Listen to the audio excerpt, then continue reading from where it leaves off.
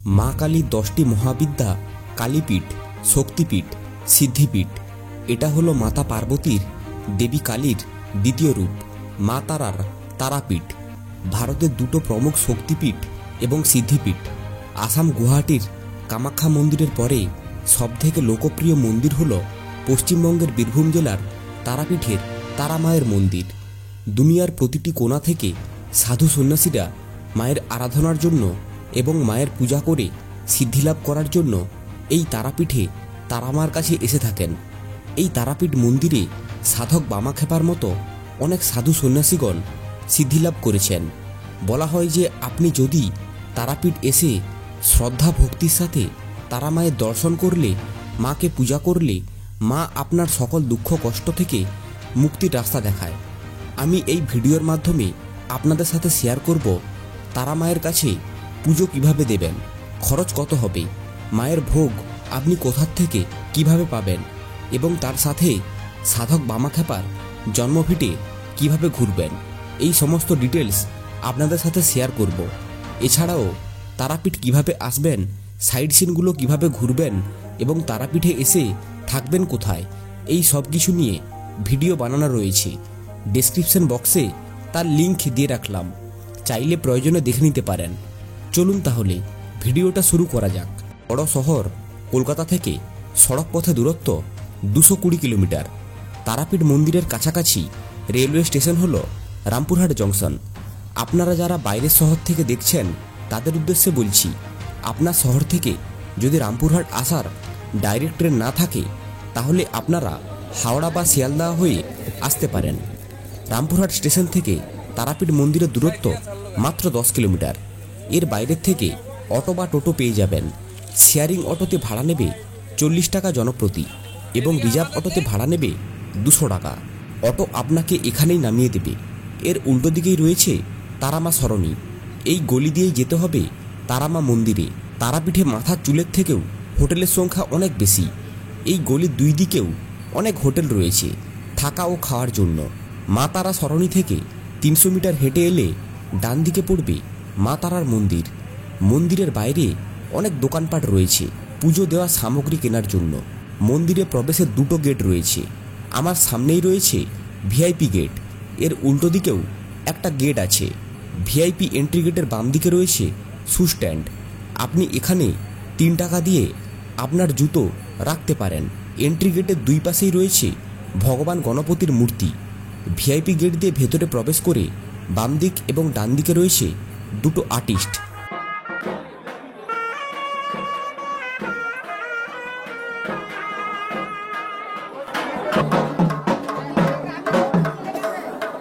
VIP gate দিয়ে ভেতরে ঢুকে আপনারা ডান দিকে ব্যারিকেডের ভেতর দিয়ে ভিআইপি লাইনের মাধ্যমে 500 টাকা দিয়ে একদম মায়ের কাছে গিয়ে পুজো দিতে পারবেন। মূল তারামায়ের মন্দিরের সামনেই রয়েছে নাট মন্দির। একদিনে এই মন্দিরে 10,000-এরও বেশি ভক্ত এই মায়ের দর্শন করতে এসে থাকেন।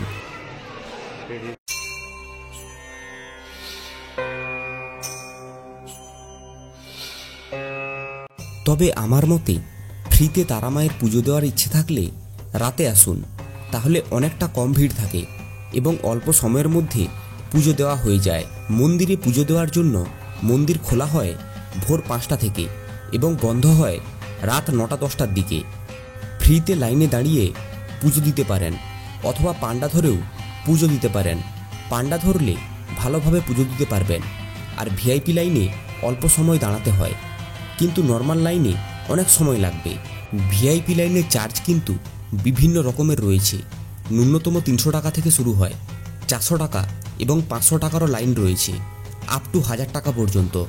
এই ভিআইপি লাইনের চার্জটা সম্পূর্ণরূপে ডিপেন্ড করে মন্দিরের দর্শনার্থীদের ভিড়ের উপর। তারামায়ের মেন মন্দির গর্ভগৃহ। গর্ভগৃহের সামনে রয়েছে নাট মন্দির। নাট মন্দিরের ডান দিকে রয়েছে ভৈরব শিবের মন্দির। শিবের মন্দিরের পেছনে রয়েছে রন্ধনশালা। তারামায়ের চারিদিকে অনেকগুলো মন্দির রয়েছে। সতীর আত্মহত্যার পর শিব যখন সতীকে নিয়ে তাণ্ডব নৃত্য করেছিলেন তখন সতীর শরীরের বিভিন্ন অঙ্গ প্রত্যঙ্গ দক্ষিণ এশিয়ার 51টি জায়গায় পড়েছিলেন, যা সতীর 51 পীঠ নামে পৌরাণিক কাহিনীর সাথে বিশেষভাবে জড়িত। তারাপীঠকে মায়ের 51 পীঠের মধ্যে অন্যতম হিসেবে ধরা হয়। কথিত আছে সতীর চোখের ঊর্ধ্বনেত্রের মণি অর্থাৎ তারা দ্বারকা নদীর তীরে পড়ে, আর সেই থেকে মহাপীঠ তারাপীঠের সৃষ্টি। যেহেতু মায়ের চোখের তারা এখানে পড়েছিল, তাই এই মন্দিরের নামকরণ করা হয় তারাপীঠ।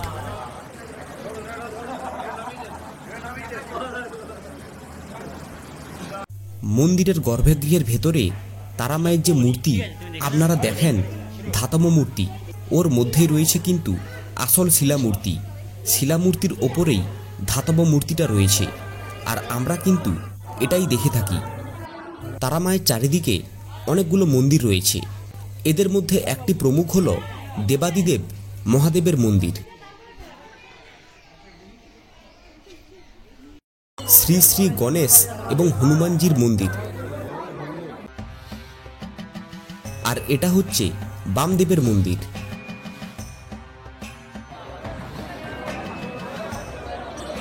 নাট মন্দিরের সামনে রয়েছে যজ্ঞ মণ্ডপ।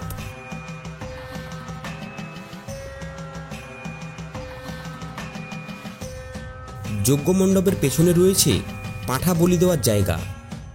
আর এটা হলো জীবিত পুকুর বা তারামা সরোবরে যাওয়ার রাস্তা। এই পুকুরটা দেখছেন, এটা হলো জীবিত পুকুর। এটা জীবিত পুকুরের নামকরণের পেছনে অনেক কারণ রয়েছে। তবে অনেকের মতে এখানে মাছ ধুতে এসে কেউ কাটা মাছ পুকুরে ধুতে এসেছিল, তারপরে সেই মাছ নাকি জ্যান্ত হয়ে গেছিল। তারপর থেকে এই পুকুরের নামকরণ করা হয় জীবিত পুকুর। আবার কারোর মতে এই জীবিত কুণ্ডই নাকি মা তারার আদি পুকুর।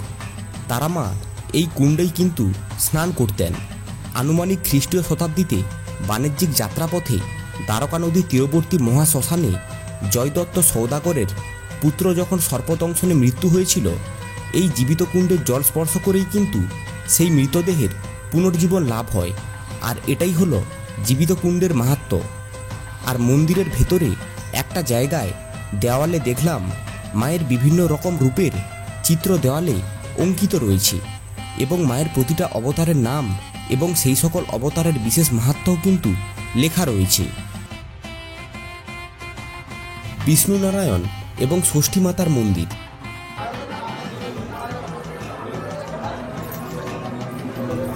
আপনি যেই দোকান থেকে পুজো দেওয়ার জন্য ফুল প্রসাদ কিনবেন, ওই দোকানদার পুজো দেওয়ার জন্য পান্ডা বুক করে দেবে। এছাড়াও আপনি তারাপীঠে এসে যেই হোটেলে উঠবেন, ওনাদের বললেও ওরাও কিন্তু সামনের থেকে মাকে দর্শন করার জন্য পান্ডার ব্যবস্থা করে দেবে। আমি দোকান থেকে 100 টাকা দিয়ে পান্ডা বুক করেছিলাম পুজো দেওয়ার জন্য। পান্ডা আমাকে নাট মন্দিরের ভেতরে নিয়ে এসেছিল পুজো করার জন্য। পান্ডা ফুল প্রসাদ মন্দিরের গর্ভগৃহে নিয়ে যাবে। পুজো করার পর পান্ডা আবার নাট মন্দিরে এসে আপনার জন্য পুষ্পাঞ্জলি দেবে। নাট মন্দির থেকেও তারামায়ের দর্শন পাওয়া যায়। অনেকে দেখছি ব্যারিকেডে চড়ে তারামায়ের দর্শন করছে। এবার আসি ভোগ প্রসাদ সম্পর্কে। প্রসাদ বিতরণ শুরু হয় দুপুর 1টা থেকে, তাও সম্পূর্ণ বিনামূল্যে। এই ভোগ কিন্তু তারামায়ের রন্ধনশালাতে তৈরি করা হয়। তবে মায়ের জন্য আপনারা ভোগ অন্নও পুজো দিতে পারেন, যা 1100 টাকা থেকে শুরু হয়। তবে এর জন্য আগের থেকে পুরোহিতকে জানিয়ে রাখাই ভালো। এই ভোগ প্রসাদ পুজোর পর ফেরত পাবেন, যা নিজেরাও খেতে পারবেন। আবার পুরোহিতদের 250 থেকে 500 টাকায় ভোগ অন্ন পাওয়া যায়, যা আপনি বাড়িতেও নিয়ে যেতে পারবেন। আপনি যদি ফ্রিতে ভোগ না পেয়ে থাকেন, তাহলে তারামা রন্ধনশালাতে গিয়ে 60 টাকা দিয়ে তারামায়ের ভোগ কিনে নিতে পারেন।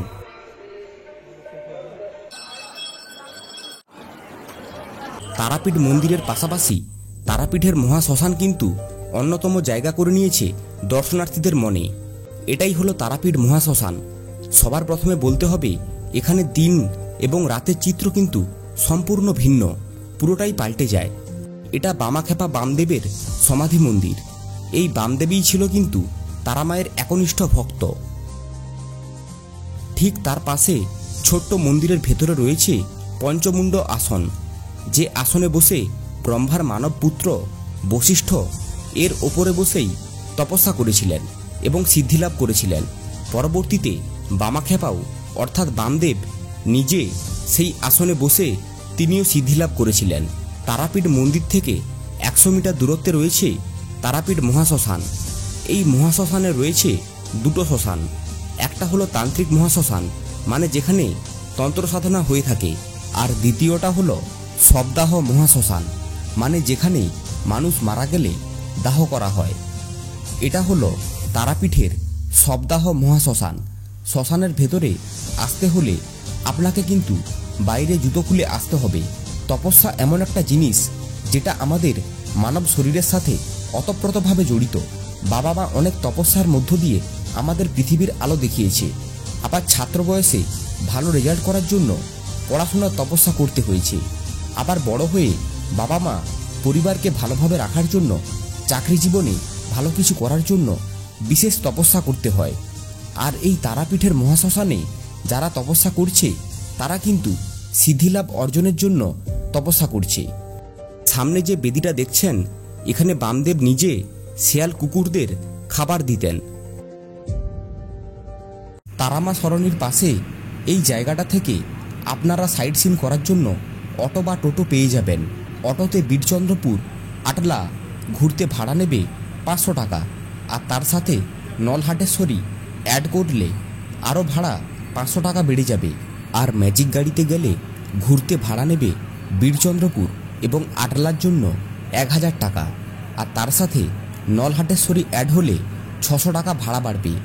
আর অটোতে করে শুধু যদি আটলা ঘুরতে চান তাহলে ভাড়া পড়বে 100 টাকা। আর আমরা এখন চলেছি আটলা গ্রামে সাধক বামদেবের জন্মভিটে দেখতে। এই আটলা থেকে তারাপীঠের দূরত্ব 3.5 কিলোমিটার। চলে এসেছি আমরা আটলা গ্রামে। টোটো বা অটো আপনাকে এখানে নামিয়ে দেবে, বাকিটা পায়ে হেঁটে ঘুরতে হবে। ভেতরে যাওয়ার আগে আপনাকে এই জায়গায় জুতো খুলে ভেতরে প্রবেশ করতে হবে।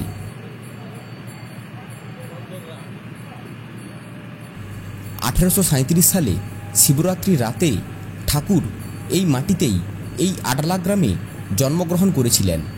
কিন্তু জন্মভিটে নিয়ে অনেক রয়েছে বিতর্ক। তারাপীঠ প্রতিষ্ঠার পেছনে সবথেকে বড় অবদান ছিল এই বামদেবের। আটলায় বাবার ব্যবহৃত নানান সামগ্রীও এখানে রয়েছে, যা ঘুরে দেখতে 1 থেকে 2 ঘন্টা সময় লাগবে। এই আটলা গ্রামে আজ সেই কাঁচামাটির বাড়ি এখনও মজুদ রয়েছে, যেখানে সাধক বামদেব জন্মগ্রহণ করেছিলেন। আর এই গ্রামে সাধক বামদেবের বংশধররাও আজও বসবাস করছে।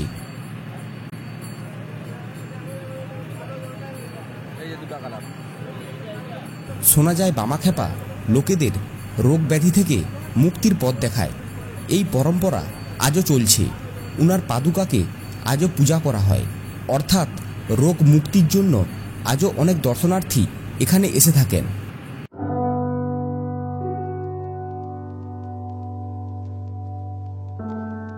যেই বাড়িটা আগে দেখালাম, অনেকের মতে ওটা হলো বামদেবের পৈতৃক বাড়ি। আবার অনেকে বলে থাকে বর্তমানে যেই বাড়িটার ভেতরে রয়েছি এটাই হলো বামদেবের আসল বাড়ি। কোনটা ভুল কোনটা ঠিক তা আমার জানা নেই, তাই আমি দুটো বাড়ি আমার এই ভিডিওর মাধ্যমে আপনাদের দেখিয়ে দিলাম। আর ঠিক তার পাশেই রয়েছে বামদেবের স্মৃতি মন্দির। মন্দিরের ভেতরে বামদেবের একটি মূর্তি এবং তারামায়ের কিছু ফটো রয়েছে, ব্যাস এইটুকুই।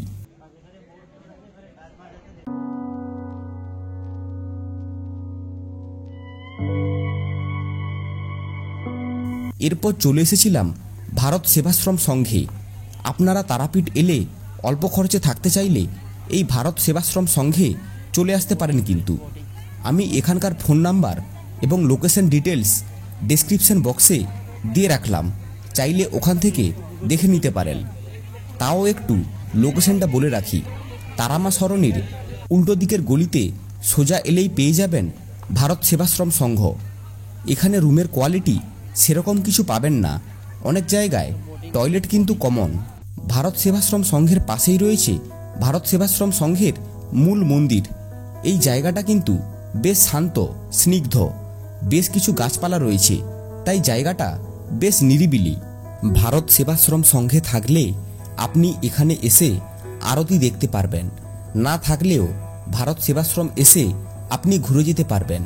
তবে মন্দিরের ভেতরে ফটোগ্রাফি, ভিডিওগ্রাফি কঠোরভাবে নিষিদ্ধ, তাই আপনাদের দেখাতে পারলাম না।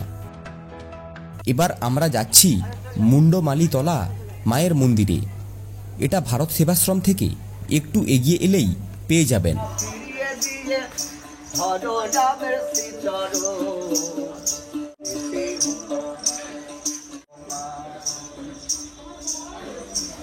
মন্দিরের ভেতরে মায়ের একটা বিগ্রহ রয়েছে, আর এই দিকে রয়েছে ছোট বাবার মন্দির। এই ছোট বাবার আশ্রমেও কিন্তু ভোগ পাওয়া যায়। আপনারা যদি এখানকার ভোগ খেতে ইচ্ছুক হয়ে থাকেন তাহলে নম্বর দেওয়া আছে, যোগাযোগ করতে পারেন।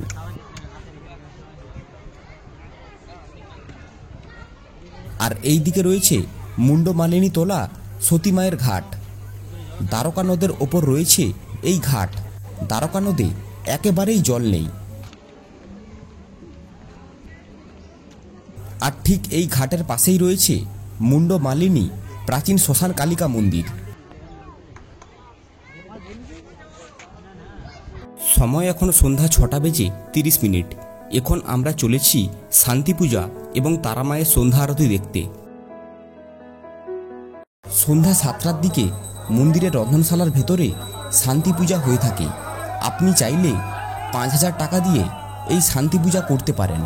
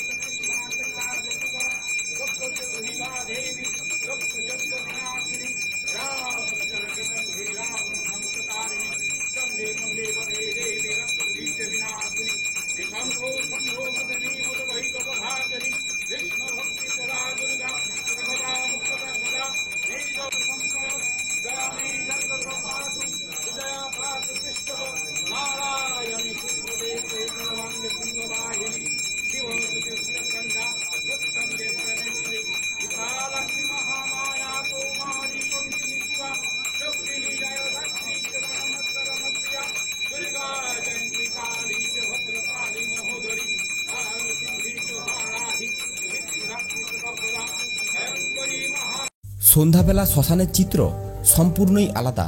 এই মহাশ্মশান কিন্তু সাধক বামাখ্যাপার জন্য বিশেষ প্রসিদ্ধ। সাধক বামাখ্যাপা এই তারাপীঠ মন্দিরে বসে মায়ের পুজো করতেন এবং মন্দির সংলগ্ন শ্মশানে তন্ত্র সাধনা করতেন। তাই এই স্থান তান্ত্রিক এবং তন্ত্র সাধনার জন্য বিশেষ বিখ্যাত। আজ তবে ভিডিওটা এখানেই শেষ করি। ভিডিওটা যদি ভালো লেগে থাকে লাইক, কমেন্ট, শেয়ার করতে ভুলবেন না কিন্তু। আর চ্যানেলে নতুন হলে এই রকম সব ভিডিও পেতে চ্যানেলটা সাবস্ক্রাইব করতে ভুলবেন না কিন্তু। ভালো থাকবেন, সুস্থ থাকবেন। আবারও হাজির হব নতুন ভিডিও, নতুন জার্নির সাথে।